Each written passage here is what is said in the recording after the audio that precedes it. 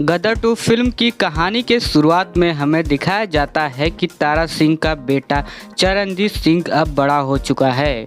Film में तारा सिंह का role Sunny Deol निभा रहे हैं और रंजीत सिंह का रोल उत्कर्ष शर्मा निभा रहे हैं।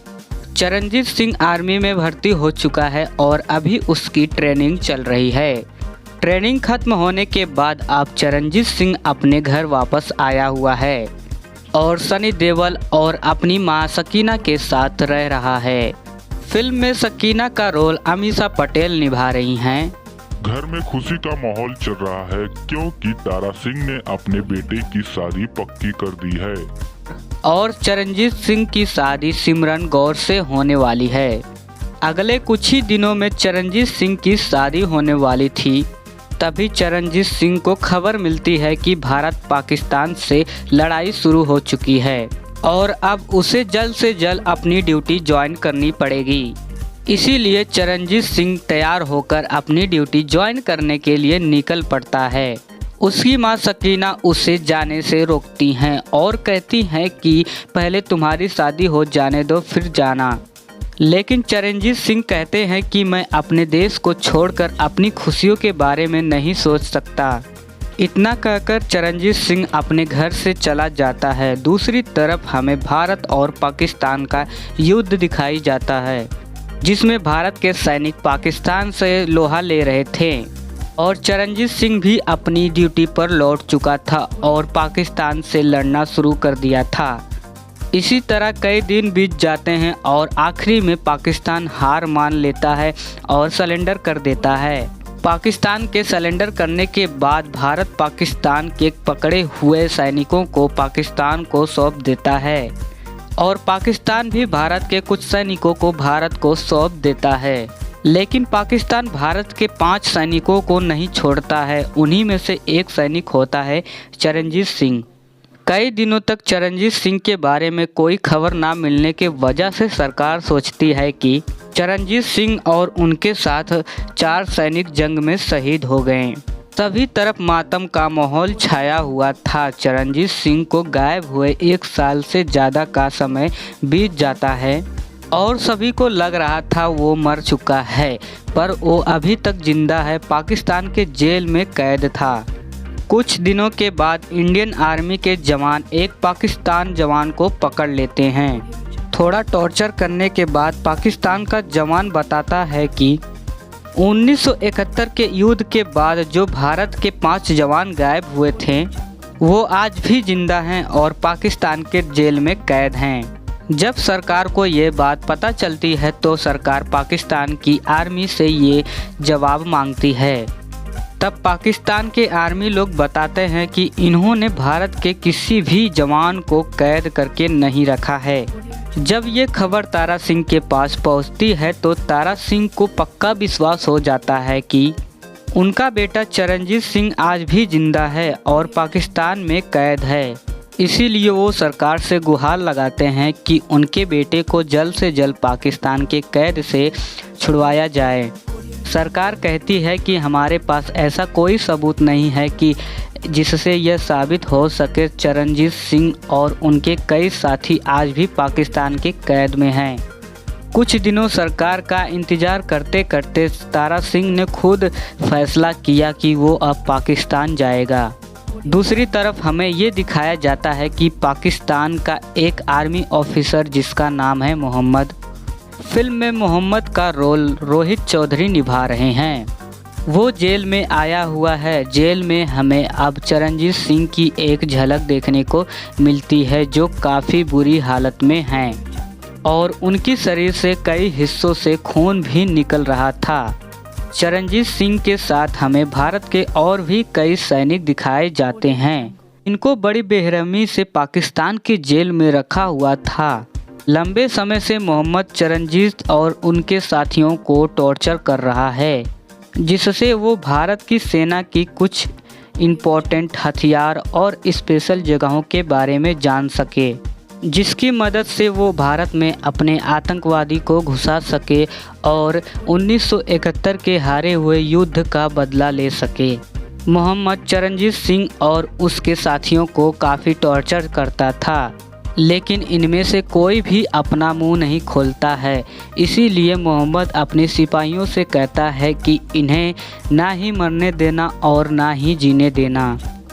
जब तक इनकी शरीर से इनकी जान ना निकल जाए तब तक इनसे सच्चाई उगलाते रहना। दूसरी तरफ हमें तारा सिंह को दिखाया जाता है कि जो कि पाकिस्तान में आने के लिए तैयारी कर रहा है और सरकार को बिना बताए सरकारी अधिकारी की मदद से तारा सिंह पाकिस्तान में जाने वाली एक मालगाड़ी पर बैठ जाता है और पाकिस्तान तक पहुंच जाता है। लेकिन वो वहां पर किसी को नहीं जानता था और उसे ये भी नहीं पता था कि पाकिस्तान की आर्मी उसके बेटे को चरणजीत सिंह को कहां छुपा कर रखा है।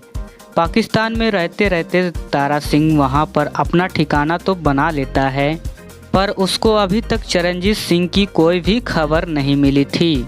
अपने बेटे चरणजीत सिंह का पता लगाने के लिए तारा सिंह अपने एक मुसलमान दोस्त की मदद लेता है जो भारत और पाकिस्तान के बंटवारे के बाद पाकिस्तान में ही रह रहा था। तारा सिंह अपने दोस्त के घर जाकर अपना सारी बात बता देता है। तारा सिंह का दोस्त तारा सिंह के अपने बेटे के प्रति इतना प्यार देखकर उसकी मदद करने के लिए तैयार हो जाता है। तारा सिंह का मुस्लिम दोस्त तारा सिंह को कहता है कि मुझे यह तो नहीं पता कि तुम्हारा बेटा चरणजीत सिंह पाकिस्तान की किस जेल में कैद है, पर एक मेरा अच्छा दोस्त है, पाकिस्तान की आर्मी में बड़ा अफसर है, उसको शायद पता होगा कि भारत की सैनिकों को पाकिस्तान के किस जेल में रखा जाता है। तारा सिंह का वो मुस्लिम दोस्त अपने उस बड़े आर्मी अफसर दोस्त को अपने घर खाना खाने के लिए बुलाता है। उस दिन तारा सिंह भी वहाँ पर मौजूद होता है। तारा सिंह बातों बातों में उस ऑफिसर से अपने बेटे और उस जेल के बारे में पूछ देता है जहाँ पर उसको कैदी बना के रखा गया था। वो ऑफिसर बताता है कि भारत के पकड़े हुए आर्मी जवानों को पाकिस्तान के एक अंडरग्राउंड जेल में रखा जाता है जो हाई सिक्योरिटी एरिया में है। इस जगह पर आर्मी के अलावा किसी को भी नहीं जाने दिया जाता है।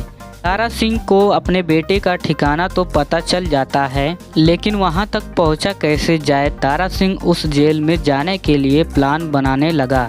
तारा सिंह प्लान बनाता है कि वो रात में वहां उस जेल में जाएगा और वहां पर पाकिस्तान की आर्मी ड्रेस में जाएगा तो उस पर कोई शक भी नहीं करेगा। कुछ ही दिनों के बाद तारा सिंह उस जेल में पहुंच जाता है। चारों तरफ अंधेरा ही अंधेरा था और इस अंधेरे के बीच तारा सिंह पाकिस्तान की आर्मी के एक जवान को पकड़ लेता है और उसे वहीं पर मार कर उसकी ड्रेस पहनकर उस जेल में उसी जवान का आई कार्ड इस्तेमाल करके घुस जाता है। तारा सिंह जेल के काफ़ी अंदर तक चला जाता है पर किसी को उस पर शक नहीं होता है। लेकिन तारा सिंह को चरणजीत सिंह के बारे में कोई खबर नहीं मिलती।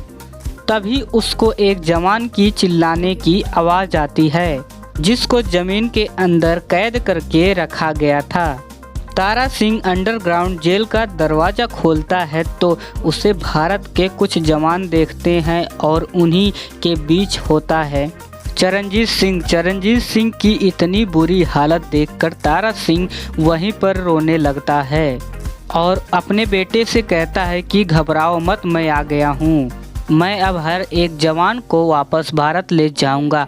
तारा सिंह एक एक जवान को बाहर निकालना शुरू कर देते हैं और आखिरी में चरणजीत सिंह को लेकर वहां से निकल जाते हैं।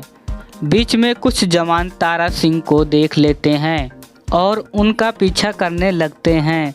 तारा सिंह उन सभी भारत के जवानों को आगे भेज देता है और जो पाकिस्तान के जवान पीछा कर रहे थे उन सभी जवानों को वहीं पर मार देता है। तभी पूरे जेल में भगदड़ मच जाती है कि भारत के सभी जवान जेल से भाग गए हैं। जब ये खबर मोहम्मद तक पहुंचती है तो वो पाकिस्तान की सभी सीमाओं पर सिक्योरिटी बढ़ा देता है और भारत के उन सभी जवानों और तारा सिंह को ढूंढने के लिए इधर उधर भागने लगते हैं। दूसरी तरफ तारा सिंह सभी जवानों को लेकर एक जंगल में छिपकर बैठा था और पाकिस्तान से बाहर निकलने का इंतजाम कर रहा था। मोहम्मद को खबर मिलती है कि भारत के भागे हुए उन जवानों को जंगल की तरफ जाते हुए देखा गया। तभी मोहम्मद अपने जवानों की एक टुकड़ी को लेकर जंगल की तरफ रवाना होता है। अब मोहम्मद जंगल में सर्च ऑपरेशन शुरू करता है, लेकिन तारा सिंह और भारत के जवान मिलकर उन सभी पाकिस्तान के जवानों को वहीं पर मौत के नींद सुला देता है। मोहम्मद कई बार इन पर हमला करता है, लेकिन तारा सिंह अपनी चतुराई से और अपनी ताकत से उन सभी जवान को या तो वहां से भगा देता था या तो उन्हें मार देता था। तभी तारा सिंह को पता चलता है कि इसी जंगल में एक नदी बहती है जो आगे चलकर भारत की सीमा में दाखिल होती है। तारा सिंह इन नदी के जरिए ही भारत में जाने का प्लान बनाता है। तारा सिंह उन सिपाहियों के साथ नाव बनाना शुरू कर देता है। एक ही दिन में तारा सिंह नाव को बनाकर तैयार कर देता है और रात में ही उस नदी के मदद से भारत के सीमा पे दाखिल होने का प्लान बनाता है। लेकिन मोहम्मद भी जानता है कि इसी जंगल के अंदर से एक नदी बहती है जो सीधा भारत में जाती है। इसीलिए मोहम्मद नदी पर नज़र रखना शुरू कर देता है और जहां से ये नदी भारत के सीमा में दाखिल होती थी वहां पर अपने सैनिक की एक टुकड़ी खड़ा कर देता है। अब तारा सिंह अपने जवानों को लेकर रात में ही उस नदी के मदद से भारत की सीमा में दाखिल होने ही वाले थे। तभी मोहम्मद के जवान उन्हें देख लेते हैं और उन पर हमला करना शुरू कर देते हैं। लेकिन तारा सिंह और भारत के वो जवान पाकिस्तान की सेना से हथियार छीने हुए थे और उसी से इन पर हमला कर दिया। अब ये भारत के सीमा से थोड़ी ही दूरी पर हैं। तभी मोहम्मद भी वहां पर पहुंच जाता है और अब तारा सिंह और मोहम्मद का आमना सामना होता है। तारा सिंह मोहम्मद को मार देता है और भारत की सीमा में दाखिल हो जाता है। भारत के सीमा में दाखिल होते ही भारत के सेना इन्हें पहचान लेते हैं और इन सभी को लेकर वहां से सीधा हेडक्वार्टर ले जाते हैं। और दोस्तों फिल्म यहीं पर ख़त्म होती है। तो दोस्तों गदर 2 आपको कैसी लगी कमेंट बॉक्स में ज़रूर बताना। अगर आप भी सनी देओल के बहुत बड़े फ़ैन हो तो वीडियो को दिल से लाइक करना और हमारा चैनल सिनेमैटिक्स रिव्यू अड्डा सब्सक्राइब करना ना भूलना।